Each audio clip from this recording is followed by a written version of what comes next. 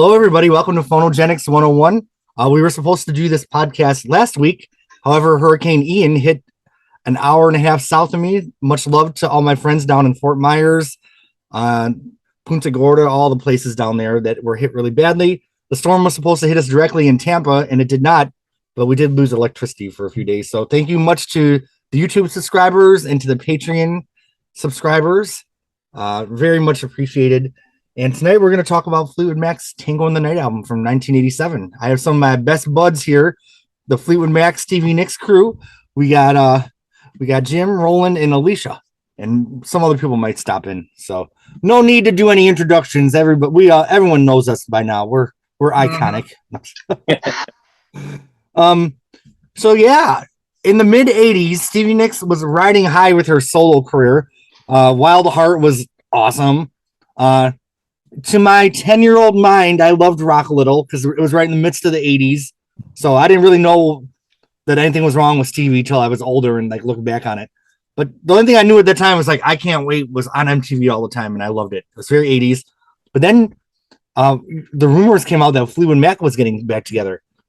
So a lot of 70s bands didn't really transition into the 80s successfully, especially when you get towards 86, 87. Don Henley was doing great with his solo stuff. I love Boys of Summer. I think that's such a great song. But how is Fleetwood Mac going to do as an 80s band? At that time, I remember them seeming a little bit older, because you had your Madonnas out and your Cindy's and your Prince. And I remember reading that the album was going to be called Tango in the Night. And I remember reading that the first single was going to be called Big Love. So here's the album. I got the box set here, the little box set. Oh, deluxe. I have that lovely record store day release, the alternate Tango in the Night. I love those. They're coming out with a box set of all the alternate releases for record store day Black Friday. And then, of course, I got my Tango in the Night CD. So, what do you all remember about Tango in the Night era? Or, Alicia, you're coming from a fan later on. What did you think of this album when you approached it? So we'll start with Jim in the upper left. Yeah, I'm just like you. I remember that I heard the news they're coming up with an album. But what I did, I boycotted. I shut down, radio, MTV, and everything. And I wanted to take this in one sitting, and I did it. I went to the record store. And I saw the cover art and said, okay, and okay. And it was, there was no photograph of the band. That's fine. And I saw the sticker, and I think it's still on the album up here, and it says includes Big Love. And I thought, okay, that's not a Stevie song from just seeing the title. She wouldn't say anything like Big Love. And lesser and maybe not, unlike the Christine, and that's a Lindsey song. He would write a title like that, and I took it home. I just, I didn't even look at it. I didn't even look at any of the songs. Nothing. I just slit the plastic and dropped the needle down, and it's like, I can tell that, like the first three songs, there were. I can tell there were hits. It was just front loaded. It was really, really good pop, really accessible songs. And I wrote down here that after listening to the whole thing, it's not a bad thing to say they wanted to go like the Phil Collins, something that's accessible and easy to listen to route, but great musicianship. So they went kind of like that. It sold 15 million records, worldwide. Because you think of Genesis in 87. That's a great point, Jim. Genesis was huge in 87, right? Is that around the time of Invisible Touch? Bill and Genesis were just hot, and they just kept, cranking them out with pretty good stuff. And this is they're not like copying. It looked like they were just focused on, making it Fleetwood Mac, yet being a little bit, more, and I think it's more accessible to a little bit outside the Anglo-American. I think it's worldwide. I think like Brazil I bet a lot of people still, or even like Poland, bought this record because it just has that. It's not world music. I just say it's a little bit wider accessibility in the Western world, basically. In Australia, they would probably bought it by the ton. It did better in England than here. I think, it went like, it did really well in England. Isn't this her second biggest seller after Rumors? Yes, Yeah, That's what I remember. Yeah. That's what I heard. Yeah. So I mean, a little history is wasn't Lindsey working on a solo album, and then he begrudgingly went in the studio and started doing this. And just a little history, Stevie Nicks wasn't very present for these sessions. Yeah. And we'll get into that more later when we go into the songs, but she was coming out of rehab, and I guess the recording sessions were very tumultuous. So Jim, yeah. continue. I think what Lindsey did on Go Insane, I think he brought a lot of what, the textures and the production from Go Insane to this album. I think it really helped it. I think it, if they were just did this straight after Mirage, I think it would have been a little bit more like Mirage, and it wouldn't have been as big a hit. I think that just the nuances of, and also it sounds like the pre-Buckingham Nicks in a lot of ways, or the feel to it. It really does. It has that feel of the older Fleetwood Mac, like from the Kerwin through the Bob Welch stuff. All right, Roland, what were your initial thoughts on Tango in the Night? I was surprised. Yeah, I remember it was a big worldwide hit. Whereas, let's say Mirage, was basically it did well in America, but it didn't have that reach into Europe and stuff. But this was big in Europe. I remember that, and the controversy over the love grunts, which we'll get into later. That. I think gave a lot of attention to the song, and my other impression was that Christine and Lindsey really shone on this album, whereas Stevie Nicks didn't. Yeah, because of the rehab and her songwriting wasn't all there at this time too. Yeah, and I'm gonna make a bold statement, but I kind of feel this is Christine McVie's best work. Like she brought her fucking A game to this album. Like, and Christine McVie does 80s pop really well. Like, who would have thought? You know what I mean? Yeah.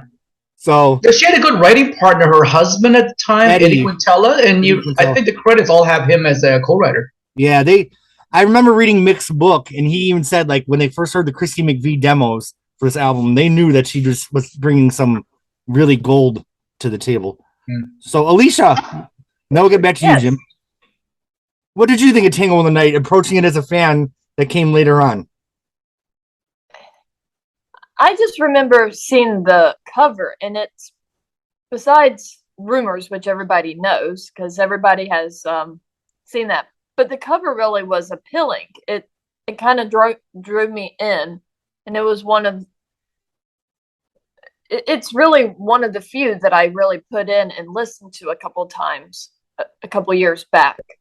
So I already had a vague idea of what this album sounded like after we finished talking 2 months ago about Mirage. But the last 2 months I've really listened to this, and my initial thought was it just blew me away because there's just so much of the layering, which is what they're known for vocally. The grunts surprised me. It also surprised me how little you hear of Stevie. I guess it's being a Stevie fan coming in, and you go, okay, I know she's only going to have 3, maybe 4 songs, but she's not even there in a lot of the background vocals. And then, of course, when you start figuring out why and where it fits with the history and what's going on with her, it makes a little more sense.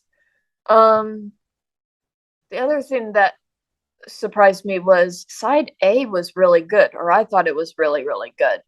I played that quite a good bit. It's just a solid side.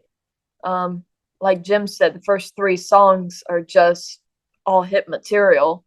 Just I new thought for- Tango, and then I thought Tango, the song itself, is Oh, a yeah. really good rock song. And then you have Caroline and Mystified, but they kind of balance it out. It's almost like the palate cleansers that you need after just some really good solid songs. I thought, my initial thought was Stevie didn't give her best songs to this record. Yeah, that's fine.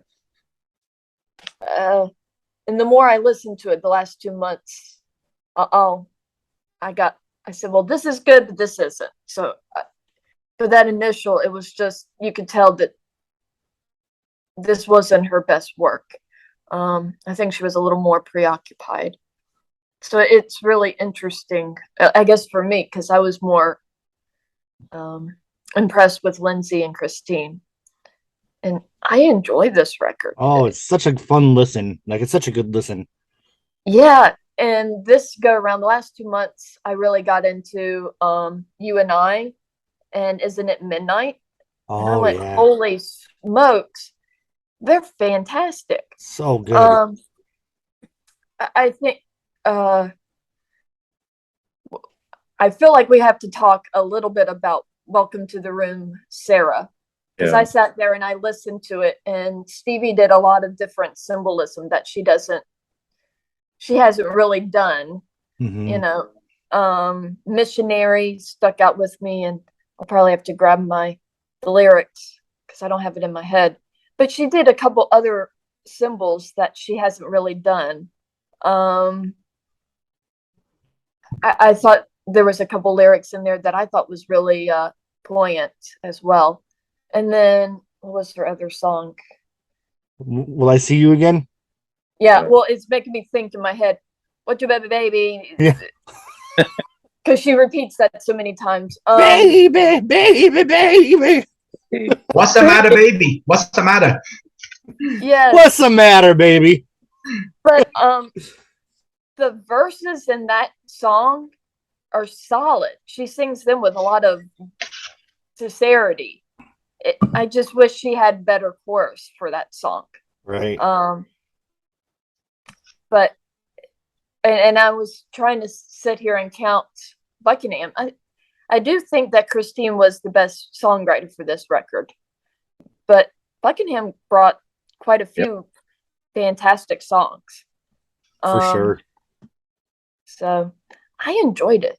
And then I kind of, the deluxe album that they released a couple years ago, there was a couple good songs off of that on CD too. I did not get the deluxe with all the remixes and everything. I just didn't feel like, so somebody maybe can tell me differently if it's actually worth it. But I mean, there's some cool stuff there, but there's nothing essential, I don't think. I mean, the coolest thing on the remixes is the Fade Out of Little Lies has a lot more Stevie Nicks vocal, where she's kind of ad-libbing and stuff, and I kind of would rewind that part over and over where Stevie's singing. So you can get that off YouTube, though. I mean, do you guys like the Little Lies remix? I guess we'll get to there when we get to that song. Yeah. All right, so okay. Let's talk about the cover art. Then we'll go into the song by song. I thought it was daring for them to do an album without them on the cover.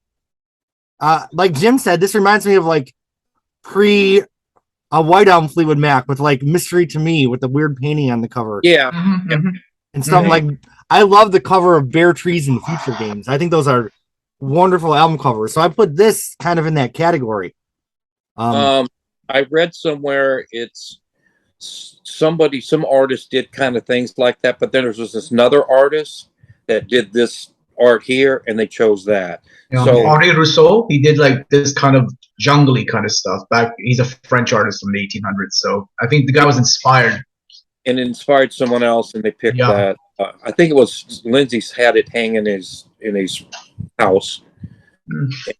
I thought it went well with the music. Oh, it went so well. Yeah. Oh, all right. More. Yeah, because sometimes when you put your face on the cover, it dates the cover because, you know, this is almost 30 some odd years ago. Right. So would this have made a better cover, or would this have made a better cover? That one. That's fine. It's fine. About the songwriting with Christine, writing with her someone she had a relationship with, Eddie. But Lindsey's got some co-wrotes with Christine too. Right. The last, I think, I don't know which other one. One of the bigger hits was Lindsey.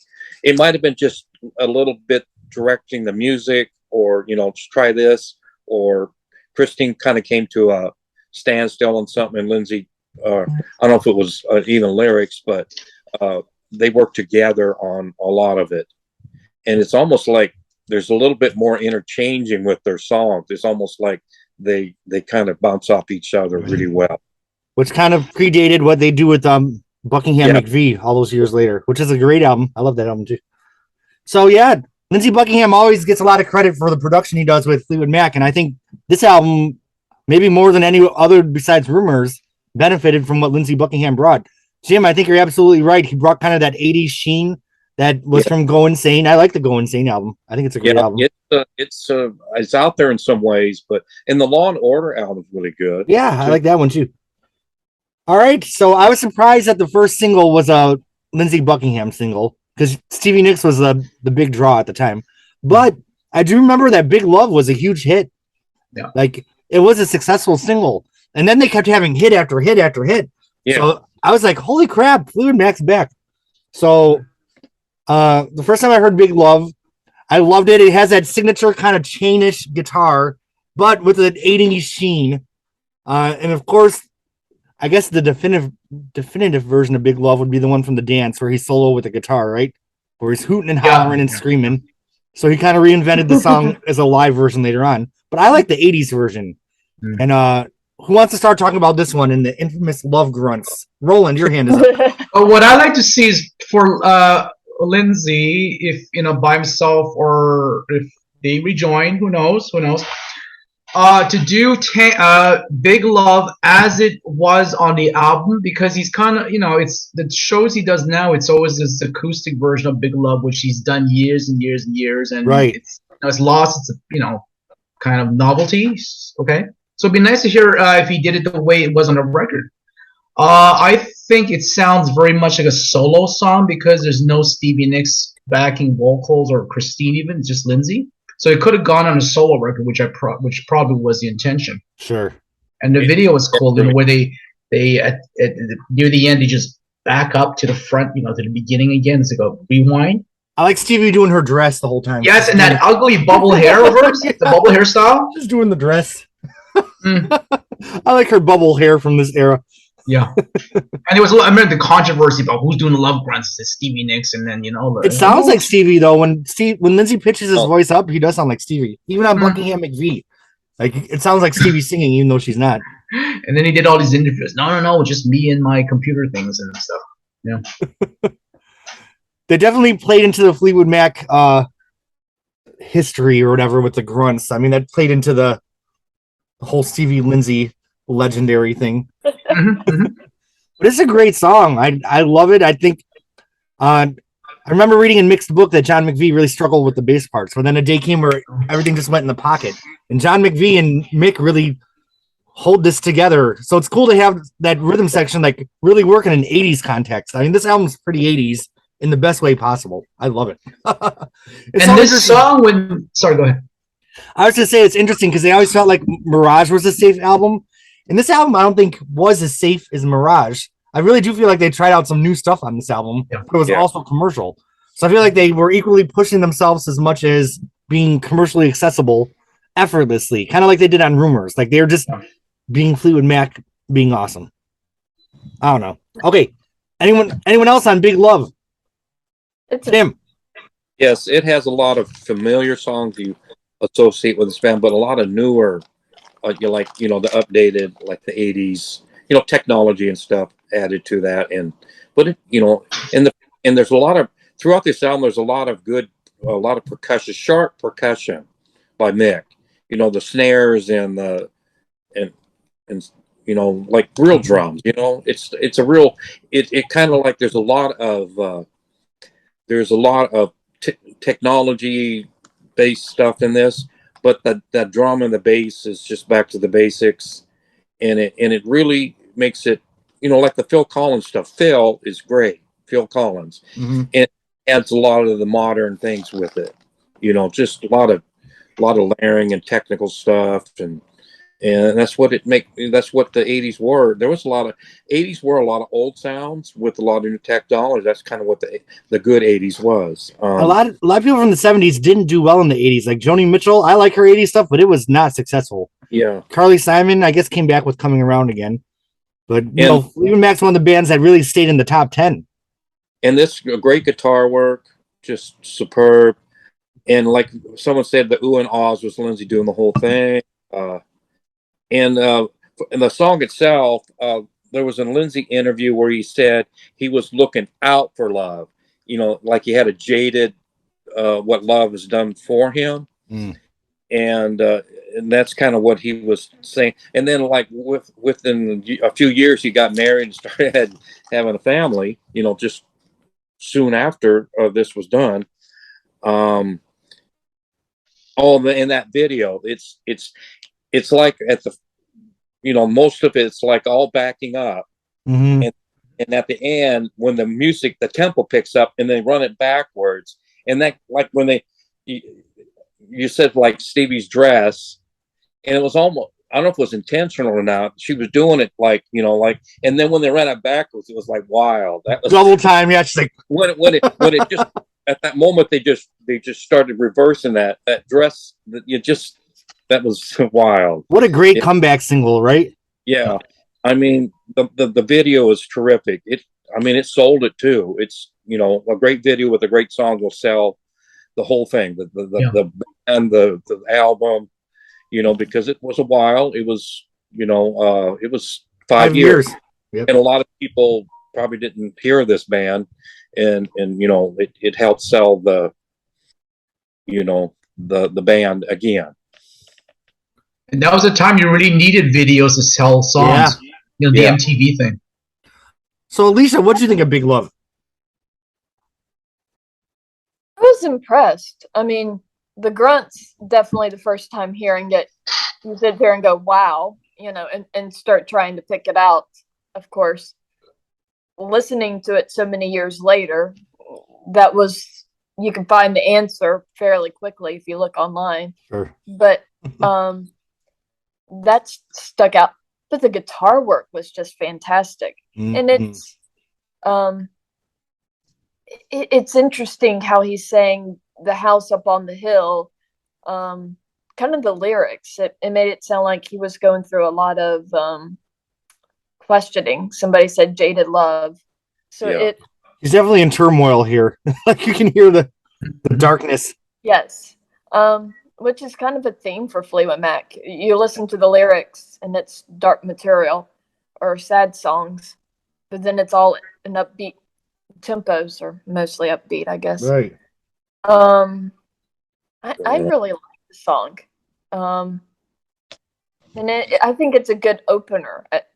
A good opener, a good first single. I think it was a great comeback for Fleetwood Mac. And I think it's interesting because Lindsey's done some good songs, but I don't think he was the one who got a lot of singles out of the three. So I thought it was great and awesome that he got another single kind of to add to the because he didn't really get any big singles off Mirage in the United States. No. I know which one was the one that was big in England? Oh Diane. Yeah. Oh Diane. And he had no singles off the White Album either. Right. And he had some great songs. Like I feel like Monday Morning could have been a hit. Monday Morning. Exactly. That could have been single. Yeah. All right. Well, any other thoughts on Big Love before we move on? Maybe rate it? Maybe thumbs up. Oh yeah, thumbs up, right? Yes. This is the Marcus scale, because Marcus from the Prince Phonogenics started the thumbs up, sideways, and down. Okay. Stevie Nicks did some songwriting with Sandy Stewart on Nightbird, correct? And she also sang on her Cat Dancer album. Well, Sandy Stewart would later contribute Maybe Love Will Change Your Mind and Unconditional Love to Street Angel. But here she contributed a song called Seven Wonders, which came back many years later, made a resurgence a few years ago on American Horror Story, where Stevie lip synced to it. Wasn't the rumor that the song was originally called Aaron, and that's why Stevie's going Aaron between the verses? That's what I read somewhere. I read that too, but I'm wondering if she's saying never, never. What do you think? I have no idea what the hell. Or another, I think someone asked Lori Perry on the Knicks Fix back in the day, and she thought she was singing Sarah, Sarah, or something like that. So there's different opinions. It's one of the it's one of the mysteries of the world, just like the Seven Wonders. Yeah. Stevie Nicks heard Sandy Stewart's original lyrics wrong and accidentally said all the way down to Emmeline. Yeah. And then Stevie Nicks gave herself a additional lyrics by Stevie Nicks credit so she could get publishing. That's so terrible. But so Stevie. Okay. Where is Emmeline? I don't even know what that is. This is a very 80s song, but Stevie was doing 80s music already with Rock a Little and stuff, so this was no surprise. I love Seven Wonders. I love it. Yeah. The video is very 80s. I think it was smart for Stevie to do a song that she didn't write on the album because her songwriting was a little rough. I know that she had contributed a song called What Has Rock and Roll Ever Done For You to the band, and they rejected it. And Stevie was mad. It's awful. It's terrible, I know. She said the band always liked her witchy material better. So I think if you put What Has Rock and Roll Ever Done For You next to Seven Wonders is definitely the way to go. Let me say one thing, though. My favorite Stevie Nicks song from this era was a song that she recorded for this album called Joan of Arc that did not make the album. And it's so tango. It's so 80s, but so good. I think it's like one of her best songs, and I wish it would have been on the album. Did anyone else ever hear Joan of Arc before? I've heard it. Yeah, I've heard it. Oh, I've heard it doesn't like come back to you. It just like, you know, I've heard it a few times, and it's like, okay, I've heard the song title and I've listened to it, but it doesn't resonate. Oh, it resonated with me. It's so freaking weird. And like, the thing is, she can take, that's a song that she can take and go forward with, and you know, 24 karat gold too.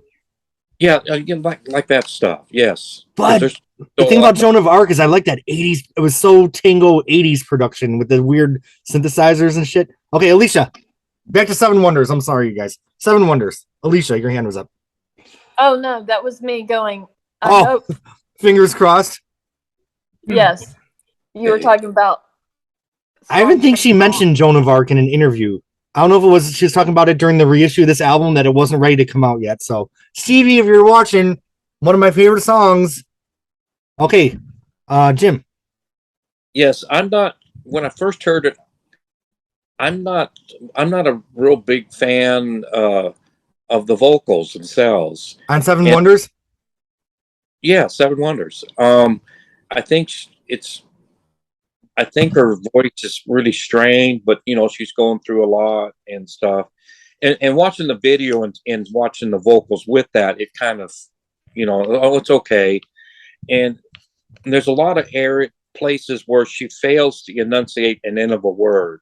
I mean, it's several times, and Stevie's really a stickler for, you know, enunciation, you know, really clear. But there's a lot of times at the end of a word, she drops off. I mean, it might have been intentional to keep the flow right. I doubt it was intentional. I mean, it may have been, you know. I think she was a hot mess during this. Well coming out of this. I mean, I've listened to these demos. There's a lot of, you know, and I love them though. But you know, it's basically where I got from that is, you know, because she's especially going back to even like Gypsy, you know, that's just a terrific vocal. This it's a great song, you know, and the band did a great job on it, and it did well, and you know, as the other hits on the album. But just for me, it's kind of like that. It's a rough vocal. It is rough, yes. I mean, but you're doing this kind of sing like this live. the Rock a Little tour.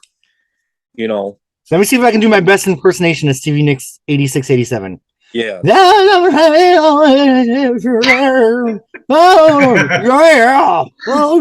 Like she just does like Yeah.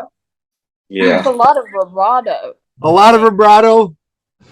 And I can't tell, is she singing Rainbow's End or Rainbow's Edge? And It's supposed to be end, but it sounds like edge sometimes. Maybe Because, that's what- like Jim said, her voice is slurry. Those are those additional lyrics by Stevie Nicks.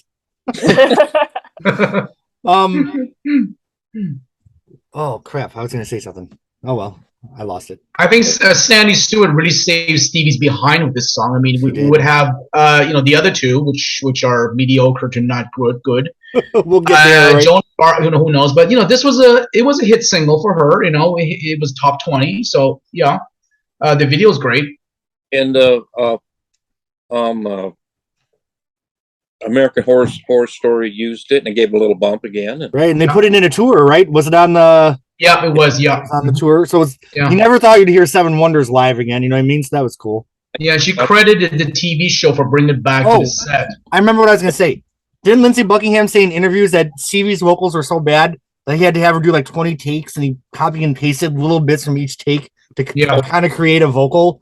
So Seven Wonders or the whole album, like all her vocals for this album. Oh, well, I know what I read. Sorry. Go ahead, Alicia. Go ahead. I know what I read was Stevie wasn't thrilled that they were recording at Buckingham's house. And in his bedroom, right? Yes. She said that was a little creepy as the ex. So she wanted to get in and out of there. Yeah. And I thought I read that she kind of did a little extra drinking to help get through. I wonder if that didn't help with the vocals. It does sound tanked, and especially the Juliet demo from this album. Oh, God, it's awful. I love it. I love it really rough. the same way I love the Mabel Normand demo. Like it's like so rough that it's so bad it's great. But I like the other side of the mirror version much better. I think I would trade some of this stuff for Juliet and there's another one. Joan of Arc. Well, okay. I mean, if they I can't get over it. I can't get over Joan of My Arc. Love was on the deluxe edition. Ooh, My Love was a demo from But she couldn't use it because she stole the music from Tom Petty by accident. And he called up and yelled at her. Oh, then she redid it for that's the one that was supposed to be Runaway Trains on the Heartbreakers album. And Mike Campbell left the tape by accident. Stevie wrote Ooh, My Love to it. Then Tom Petty's like, you can't use that song. You're not supposed to hear that. So she got yelled at. Okay, so I have to ask this. Or thief. Yeah, go ahead, Alicia. I have to ask this because I listened to the this too last week, and in the liner notes it gave Lindsey Buckingham credit for Ooh, My Love, and I was kind of surprised. So can somebody explain that one for me? Oh, in like the deluxe? Interesting. Yeah. Yeah, I don't know. Did Mike Campbell have credit on it though? He did, right? I would have to pull it out of my car, but I Yeah. remember seeing Lindsey Buckingham. Well, let's look. And you can make me run to the car. Yeah. Give me Hold on, I'll pause it for 1 second. I got it right here, Alicia. Yeah. Yeah, I'm talking. Okay, so here's my booklet for the deluxe edition. Oh, has anybody tried to dig up? Does Sandy Stewart have a demo of this that's out there on YouTube? Or I've never heard one. I think I looked for it and I couldn't find anything. So that's what someone else did. Well, I can't find any songwriting credits. Could that be interesting? Hear Sandy's original take and Emmeline. That's not Emmeline. We can hear what. Yeah, Alicia, I can't find the credits. So if you find them, I'm wondering if Emmeline was like all the way down the line instead of Emmeline. I think that's what it was. And Stevie Nicks got royalties. So does it say? It says written by Lindsey Buckingham and Stevie Nicks. Ooh, My Love. So no Mike Ooh, Campbell? My Love, written by Lindsey Buckingham. Wow. I bet that's a typo. Could be a typo. It could be an error. It's like Because it's definitely the same music as Runaway Trains. That the demo, that instrumental Book of Miracles. Yes, that's by the two of them apparently. But that's wild. That sounds like the pre-Buckingham Nicks, Fleetwood Mac. It really sounds like something Curlin or in that group would come up with. Oh, yeah. It sounds like Fleetwood Mac, like them, but it's Buckingham Nicks that wrote the harmonies and all that. So But it's interesting because Lindsey Buckingham doesn't. Book of Miracles is an instrumental of Juliet, right? Yeah. But on Juliet, Lindsey Buckingham doesn't have a songwriting credit, does he? No. No, I think that you would have to look. I think it gave him songwriting credits. I Interesting. understand. On what? Go in circles. I'm sorry. It says Juliet. written by Lindsey Buckingham and Stevie Nicks. Wow. And My Love, written by Lindsey Buckingham. Interesting. I guess they meant the Book of Miracles instrumental part, the music part. He must have contributed. But does that say? But does it say it on the other side of the Mirror record? I don't think it does. Let me look. On Juliet for other side. Wow. Somebody screwed up at Rhino reissuing. I think it's a mistake. I think it's a typo. Who knows? It's might be an error. Yeah, but the Book of Miracles I remember it was credited both of them, unless it was a mistake back then. I doubt. I don't know. It's Juliet is credited to just Nicks on other side of the mirror. Okay. yeah. Very interesting. So, okay.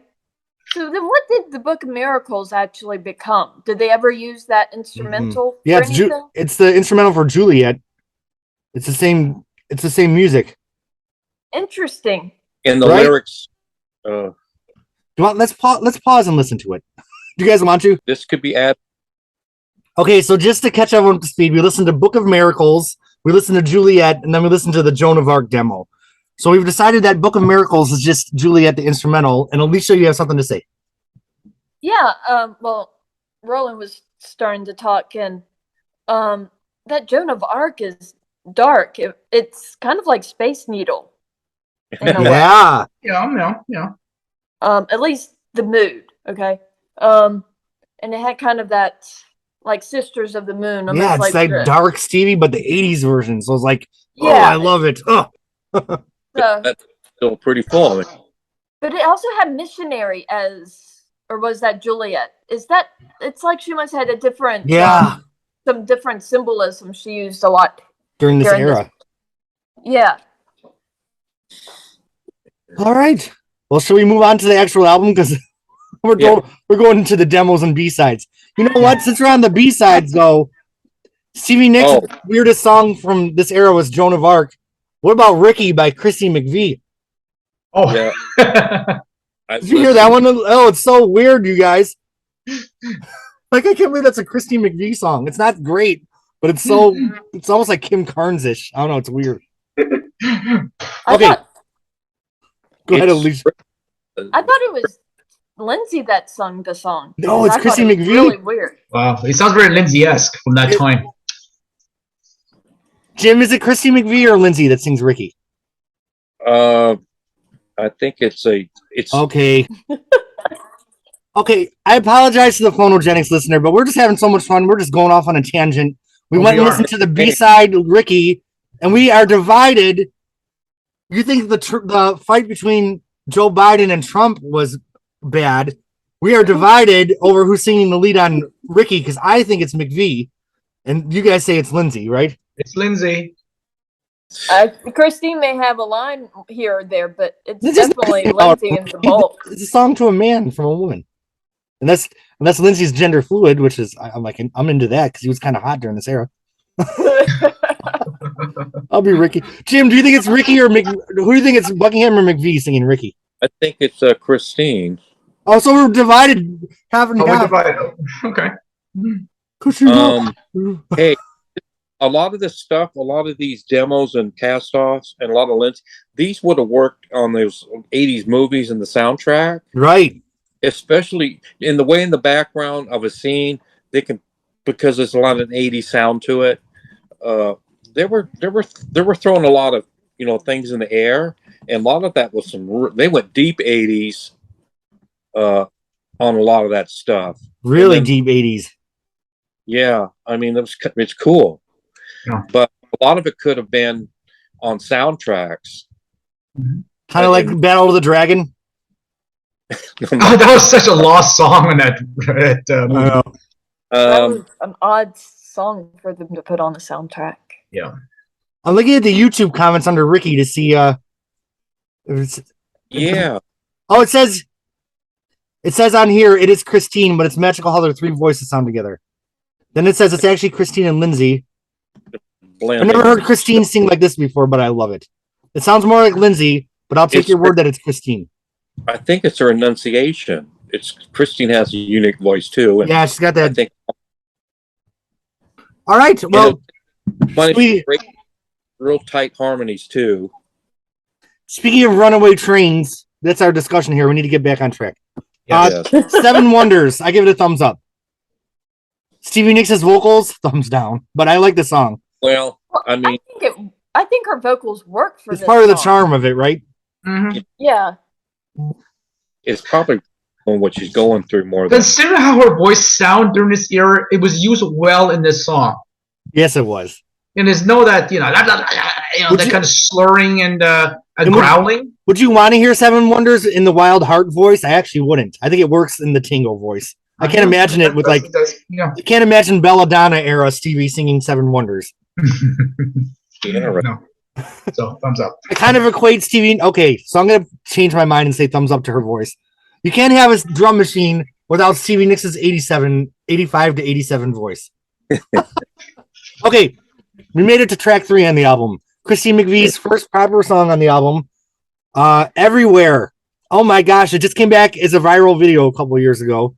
This was the 4th or 5th single from the album. Another huge hit. Christine might struggle to hit the notes a little bit when she sings it live these days, but you know, we all struggle to hit the notes when we're a little bit older. I freaking love this song. It's such a great 80s love song. So romantic. The video doesn't have Fleetwood Mac in it at all, right? It's some bullshit. But I love Everywhere. I just think it's Christine McVie at her best. What do you guys think of the song? It shimmers. It just shimmers.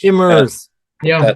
Especially the beginning with the, It's been used in a car commercial recently. Have you guys seen that? Yes. Yes. It's a I'm not mad, though. Get those royalties, Christine. I'm not mad. But I'm wondering if she gets the money because she sold her royalties. Oh, that's true. Or does Fleetwood Mac get it? I don't know how it works. Who owns that song now? I think once you sell, and the company that bought the royalties gets the cash for the car company that's selling the electric cars. Yeah, I think Jim is right because she got a big chunk of cash for that. Stevie, one payment. 100 million. Stevie sold her. A lot of her songs, but not every one of them. And I don't know what's Christine's number for her. Yeah. Her stuff lends a commercialism. And her songs really is really open to commercialization. Her songs. Can we talk about? They're more commercial. Her commercial and sense of the music, and Yeah, I mean words and everything. I feel like the version of Everywhere on Tango in the Night is perfect, but then we have the live version from the Tango in the Night video where Stevie Nicks just comes out and adds her own vocal part in there, which is the worst. Yeah, I want to be with you. Yeah, I read on the ledge like a long ago. They're like, Stevie Nicks would just come out with a big gong and just hit it right in the middle of the song. Alicia, have you ever heard that version?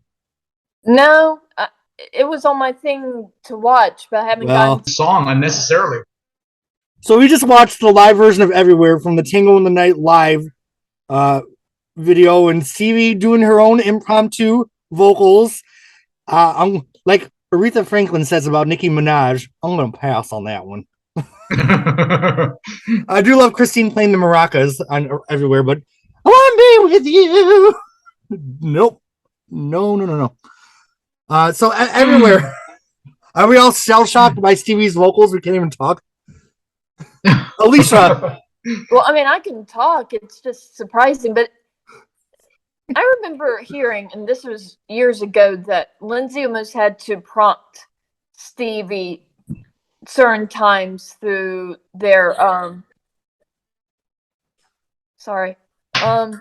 the certain yells. times through No, I already gave her that. Oh, Oh, to Alicia kind of froze. help when she come in. Okay. Huh? It'll matter computer when you go. did she shout? Oh, are you still there, Alicia? Here. Yeah. Okay, you're back. I muted Jim because I heard him talking. Sorry, Jim. Oh, so Lindsey prompted Stevie to like with her parts and stuff. Is what you're To saying? help her. That was something I read. I could Okay. be completely wrong, but to help her kind of, because sometimes she would forget when she needed to come into the songs and what was that ever. You could kind of see it, I think, a little bit with the Seven Wonders music video, but because she would always kind of turn and look at him almost, but I could be wrong. Lindsey wasn't on that tour, so he clearly wasn't there to tell her where to come in on that song. All right, Evidently Jim, not. I got you muted just to take out the background noise. But unmute yourself. Oh, you're still muted. Oh, why did I mute? Okay. Yes. I like it. I think it's done well. Stevie jumps in, Christine follows, and then they harmonize going out on that. It works. I think it works. And once again, we are divided as a panel. So Roland, this is the song that Mick wrote about in his book, where Stevie complained that she wasn't on it and she was pissed off, and I'm going to complain to Rolling Stone magazine. But the end product, I don't even hear her. Do you guys hear her in the song, the official version? no, I don't either. and I don't think you really need Stevie on there. I like it just the way it is, honestly. We know what happens when Stevie shows up on the song. Sorry, Jim. Well, And it works as a good something. It works well live. It's not the greatest thing in the world. It's passable. Yeah. well, what makes this song so great is it's just so light, Right. and I think the notes are higher. Mhm. And at this point, Stevie's voice is deepening. Yeah. Point where she always had a unique voice, but she became more gravelly, and you can hear it during this time frame. Sure. And it really does stick out from the three-part harmony that they were known for. She got better. Yeah. With her vocal coach. So Well, I maybe was this. thinking around Street Angels, she got. I Mhm. think it just was all the, I don't know, Klonopin? cocaine and smoking probably didn't help either. But Maybe in the studio she sang like she did on stage in that Tango the Night live video. That's why they took her off. Oh gosh. I want to be with you. So everybody, geez. Everywhere. Oh, I'm tired. Everywhere. Thumbs up. Yeah.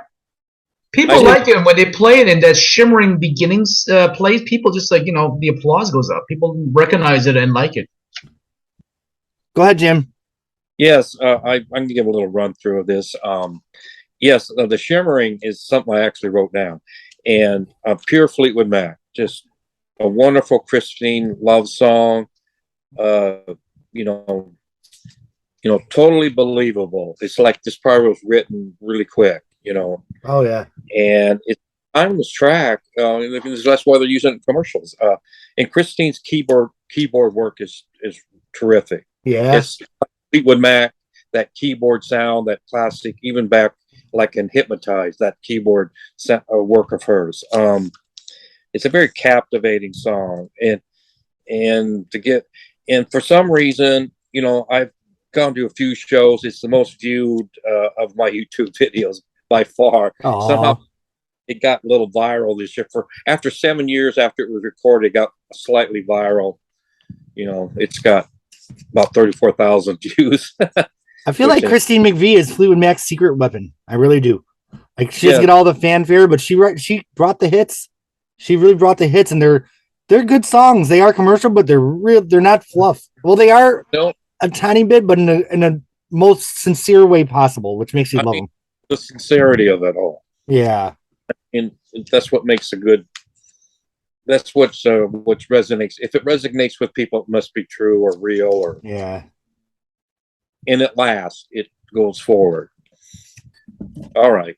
All right. So moving on, the next song, we're getting back to Lindsey Buckingham, Caroline, which was apparently written about Carol Ann Harris, correct? Yeah, that's Uh, good. she's so spacey. She's so cagey. Not a very She's so complimentary lazy. song. She's so lazy. A very Lindsey 80s song with those kind of tribal drums. Some of the weird textures. Not my favorite song on the album, but I think it's really good. You know, I like Caroline. I don't have much to say about it. Does anybody? I like it. That's it. Alicia. Well, the thing I remember hearing it is, and I think this goes with the album cover, you can hear Christine in the back hitting. It made me feel like they were almost trying to make it sound like they were in like Egypt or something, because she was hitting a note to kind of give it that ambience. Yeah. Don't ask me what the note is, but if you listen, you can hear Christine buried in the back there. See, I always thought it was a synthesizer. So that's the cool thing about this album is you never know what's real and what's Christine or what's Stevie or what's Lindsey. So that's awesome. Well, it could be a synthesizer, but it sounded like Christine as I turned up the volume. And Yeah. It probably is. So I'm gonna go back and listen. I love it. but I thought that was just great. So yeah, the lyrics are very elementary, but I thought it gave such a good ambience, this song. Jim keeps saying it, but it has that moodiness of the early Fleetwood Mac, like something that Bob Welsh would have done. Mhm. All right, now Jim, your hand is up. Yes, it has a very like a Middle Eastern vocals throughout, kind of like what Led Zeppelin would do, like Kashmir, that sort of thing. A lot of great percussion, drum Right. and bass, real heavy, hard track. And it's probably about Carol Ann Harris, to say the least. And Lindsey's, it's kind of like he kind of likes that relationship, but he knows it's a dead end, and he kind of wants to get out of it. That's kind of what and the thing is, if Lindsey stayed in and toured, I can envision Stevie. They're doing this song, but Stevie dancing to all those things about, she's so stagey, and that would work as a live visual if Lindsey stayed on board. I mean, it would have worked. This reminds me. It kind of has the same groove as Wide Sargasso Sea from Stevie many years later, doesn't it? The kind of tribal thing going on. Yeah, it's exotic. And even Smile at You, kind of either this one or Tango Tonight reminds me of the production of Smile at You from Say You Will. Okay. Oh. And I'm in the rare breed that I like that version the best of all of them, which I know we'll talk about a few months from now. Mm-hmm. But yeah. Anyone else? Caroline? No. Thumbs up. I give it thumbs up. I don't know. It's kind of More towards. It's very atmospheric. It's a good album cut. I think it's a good album cut. Yeah. It works well in the album. Yeah. I don't know if it's a standout, but it's a good solid song for this. And I feel this kind of set the template for what we'd hear from Lindsey, because this reminds me of a lot of the stuff that they do on Say You Will, when you get to like Come and all those songs that'll come later on. Mm-hmm, mm-hmm. Yeah. Like that kind of tribal drum thing, a heavy part with the guitar. All right. Next, we have the title track. We have 2 Lindsey songs in a row. Tingle in the Night starts very mellow and atmospheric and then just busts wide open. There's a Lindsey solo at the end. The song kicks ass. I love Tingle in the Night. Yeah, this would have gone down live really well had he stayed for that tour. Oh my God! Instead of I'm So Afraid, he could have ended with Tingle in the Night, and that would have been. Oh yeah, go! Yeah. Oh my God! Can you imagine '87 Lindsey Buckingham ending a concert with Tingle in the Night? I would have just peed my pants. Has he ever done this song live? No, not that I'm aware of. No. Oh man. Can you imagine even opening a concert with it? Like starts with the synthesizers and then like the lights come up and it busts wide open. That would be amazing. Yeah, Yeah. especially when he does that Tango. Yeah. Oh yes, yeah, Oh yeah. God, that'd been great. Missed opportunity. Missed opportunity. And this kind of does remind me of some of the vibe of I'm So Afraid from the White Album, but with Oh, yeah. a little 80s sheen to it. Mhm. Great. The That would've great been- songs keep coming on this album. One great song after another. I mean, if Caroline's our weakest song so far, that's saying a lot about the album because that's a pretty damn good song, honestly. Mhm, mhm. I don't have much more to say about Tango in the Night other than it kicks ass. Jim, go ahead. Good, I like it. And then Alicia. Yeah, okay. It's a very epic track. I like the harp like textures, at the front. Mm-hmm. Big solo at the end. It could have. I'm looking at it in the video sense. You remember Guns N' Roses' November Rain, that video? If they would have took some time, Lindsey left the project. I mean, this could have been like the 5th single, like 9 months later after it started, but this would have worked as a video, like Guns N' Roses' November Rain, with a lot of production, and a lot of, and it might not even have the band. It would have really. They could have made a little mini, like a mini movie video that would have worked. I really think it really would have. It would have made the song better. It's still there's certain videos that the song and the movie itself just makes both better. Yeah. And I think that might have been that chance there. All right, Alicia, you had something to say. Yeah. So where Caroline may have had really elementary lyrics, I actually like the lyrics to this. I think it's really poetic. I do too. So to Lindsey, this was some of his best. I thought, listen to the wind on the water. It really does paint the picture you see on the front cover too. Yes, it does. And then I listened to the one that's on the second disc, and I think he added some different lyrics. I think it was talking about the coast, and it wasn't in the official version. So there's a little bit of difference there, which I thought was really, and then I'm trying to keep them straight. One of them, it's almost like he did 2 guitar, maybe? It seems like he made it really big and then he brought it back down. Right. And I can't remember if that's the official or but both of them are great, both versions. But yeah, the one on the album is just, it kind of builds and builds, and so it kind of fades out when it gets really big. Then they kind of fade it out, just like they did with Over and Over on Tusk. Mhm. Like just when it starts to really sizzle, then it fades out. So you always wonder what an extended cut would have sounded like. Yes. And so the one on the demo, they kind of build it and then bring it back, and I thought that was different. I guess it's just to realize how much they could do with this one song. Yeah. I mean, it's one of his best, I think. I think it's a great album title. It's such a Fleetwood Mac album title. Like, Well, I never felt like Say You Will was a good album title. I guess we'll talk about that later, but like Tingle in the Night sounds like a Fleetwood Mac album. Well, and it also fits really well with what was going on with the band. And with the lyrics too. I mean, it's a really good, there was a lot of them dancing around and trying to make this work. Right.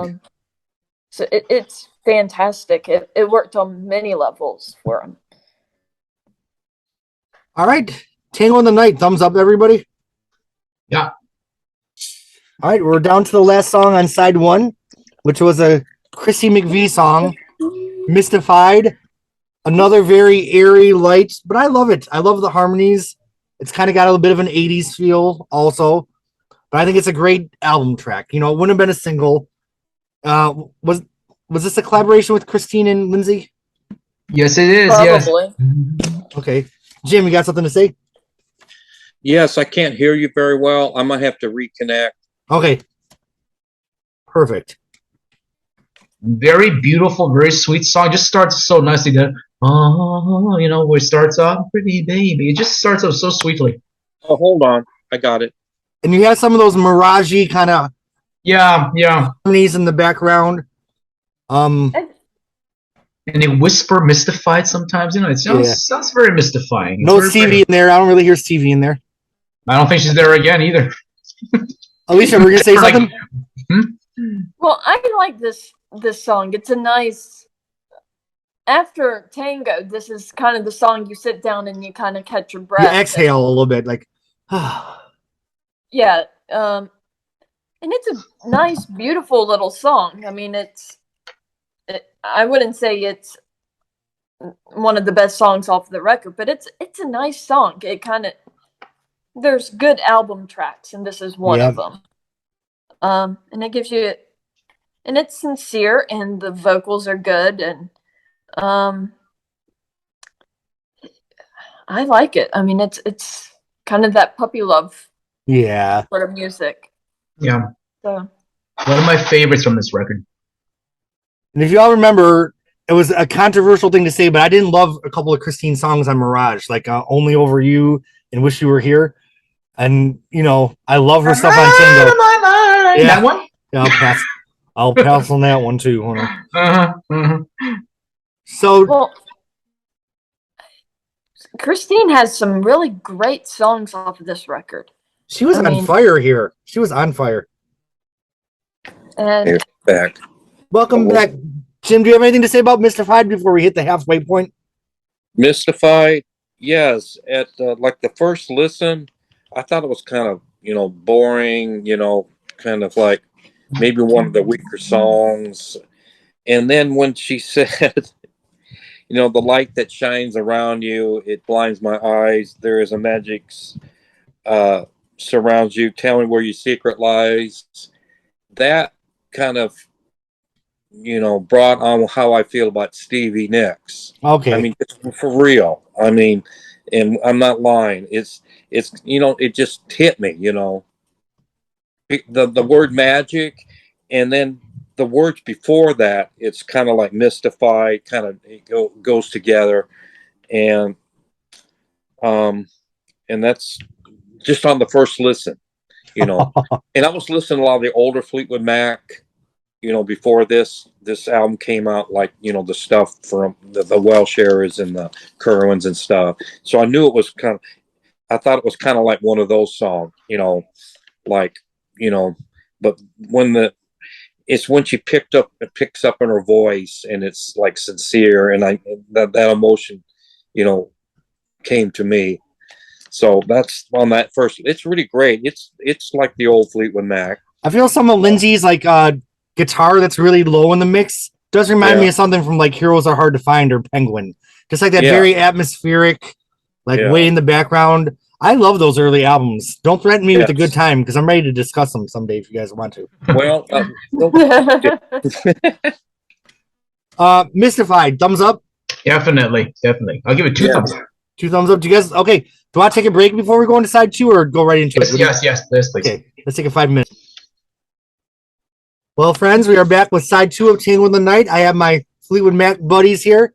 As always, I got to thank the people that subscribe to my Patreon for paying for the Zoom subscription, and then, you know, different creative endeavors that I endeavor into. So very appreciated. And our subscribers, I think we're at 486, so we're about to hit our 500 subscribers. So if you're watching this, hit subscribe.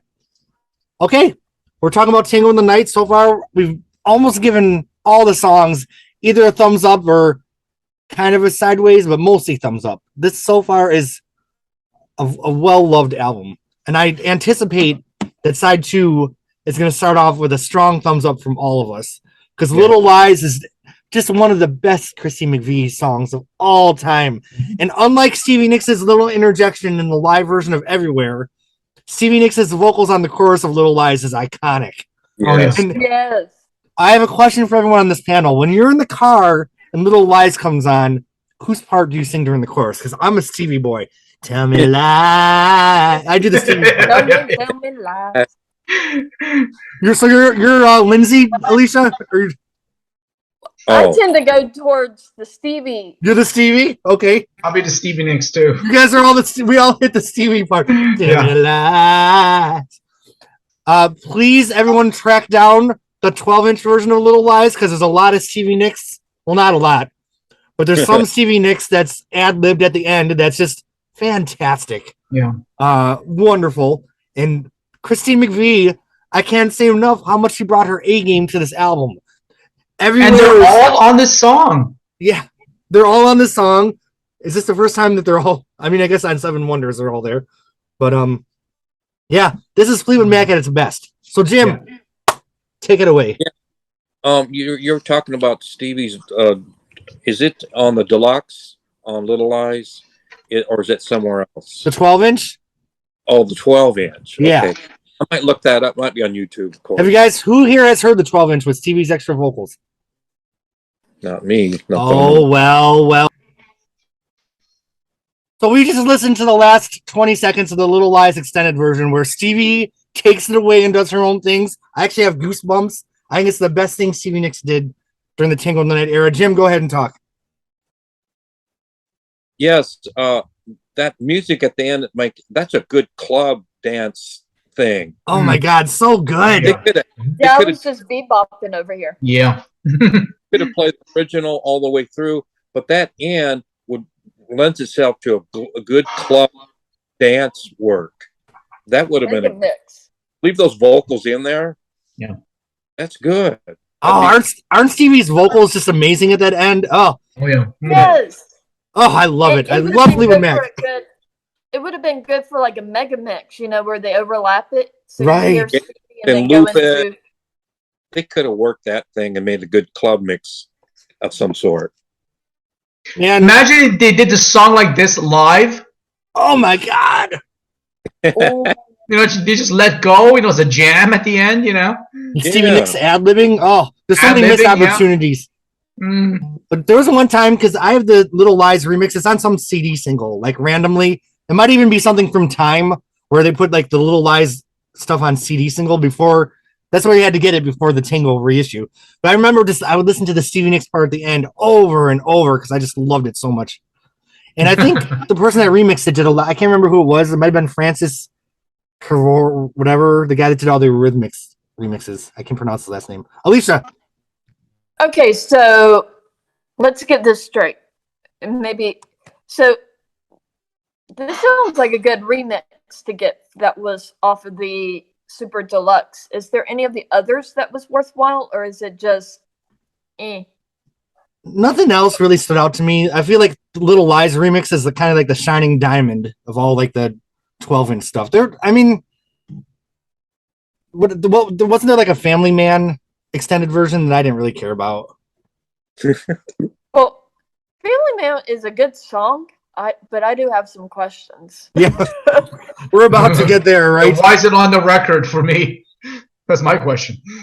Yeah, there was a Big Love extended remix.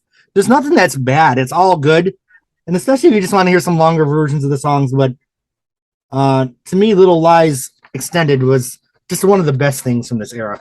Freaking love it. Yeah, and like the other remixes just kind of like repeat different parts over and over again, but this one just really stands out. It's like a different song almost. Right, and I don't want to take away from Christine's original luster of just an amazing song. Like, Stevie's little part that I'm in love with at the end does not overshadow the amazing original version by Christine McVie. Yeah, but it's kind of like having my favorite from Christine. Yeah, I love this. I feel like the original song's like a delicious piece of cake, and then Stevie Nicks at the end's like the ice cream on it. It's like when something that's delicious, like it gets even better. Oh, I might just go drive around and listen to that in my car after this podcast. That's what my favorite place to listen to music. Well, Little Lies, thumbs up. Yeah. And we got to talk about the video too, where they're all in the barn. Very 80s. Yes. Jim, go ahead. Yes, I'm just going to do a little quick rundown. It's a very dreamy song about not being forward with the truth. And I love the Stevie vocal. That just makes it. All three vocalists together. You get Christine singing, and then you get Stevie, and then Lindsey follows. That's a big piece of It's iconic. I feel like it's iconic. That is just says we're Fleetwood Mac, and we write pop songs, and and we have great musicians and everything, and Mick and John lay a great track. Ooh. Through great Yeah. job by them, a great keyboard work. One of the best Fleetwood Mac songs ever. Yeah. Mm-hmm. I bet it was Lindsey's idea to do that with the production too. That feels like such a Lindsey touch. Yeah. I remember when this album came out, I felt like the last person you hear in every song is Lindsey Buckingham. Like he always puts himself in the fade out, no matter who's singing the original lyrics. Yeah. And even in Little Lies, the last thing you hear is like, tell me lies, Lindsey. So like, Yeah. The song really showcases the three of them separately as singers, and I think this is the one that really brought the record to a worldwide audience than the other two singles. And is it safe to say that this is the best group song from them since The Chain? Because they're kind of fragmented on Tusk. Yeah, that's a good point. Yeah. Well, it made me want to ask: is this the only song where we hear really all three of them for sure? Yeah. Off of this record, because Stevie really isn't on the record except for her 3 songs. I think as clearly as this, yeah, absolutely. What is this? The third or fourth single? This was I feel like third.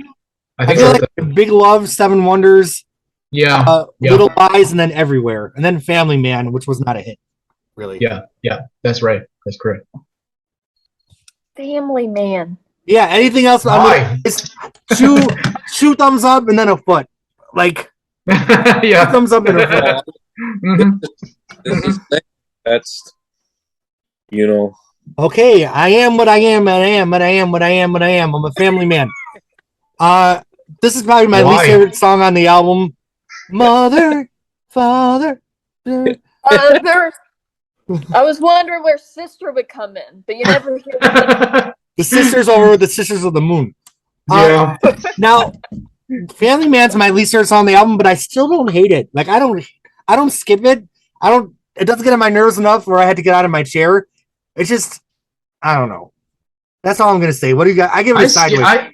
This should have been "Isn't It Midnight" for the fourth or whatever single instead of this. I mean, the song is silly. It's stupid. Well, it's pointless. And that was what I wanted. It's a novelty. How was this a single? Yeah, it's a single.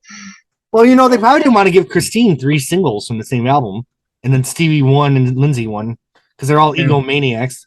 We love you, but they are.